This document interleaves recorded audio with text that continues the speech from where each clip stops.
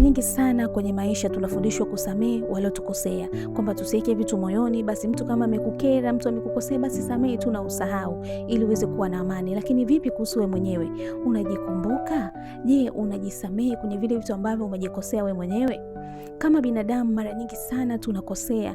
Unapita sehemu, unafanya jambo, unahisi kabisa mimi hichi kitu sikupenda na wala sikutaka kufanya hivi, lakini nimeshakosea. Je, unajisamehe mwenyewe?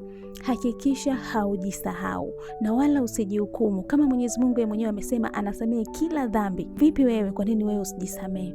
Umepitia sehemu ambayo ni mbaya na wewe mwenyewe ndo unajua, lakini umeshamwomba Mungu wako msamaha.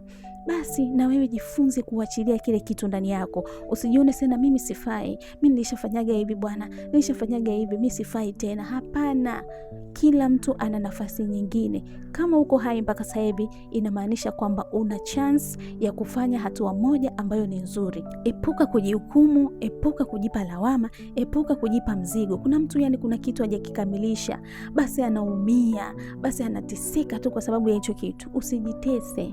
Kuna vitu ambavyo vipo nje ya uwezo wako kabisa, au labda ndo njia ambayo litakuwa upite kwa wakati huo, lakini ndo umeshapita. Basi samehe, jisamehe mwenyewe, jiambie sasa huu ni wakati wako mwingi. Kuna mtu anafikia hadi hatua ya kujinyonga, hatua ya kujiua, hatua ya kujikatia tamaa kabisa, anatamani hata apotee kwenye hii dunia kwa sababu alifanya kosa moja tu ambalo amelibeba rohoni mwake mpaka sasa hivi. Kaa ukitafakari na ukijua kwamba Mwenyezi Mungu amekusamehe, basi na wewe achilia hicho kitu ili uwe na amani na maisha yako yaweze kusonga mbele na uweze kuwa na ukurasa mpya kwenye maisha yako. Ni hayo tu, tukutane kwenye video ijayo.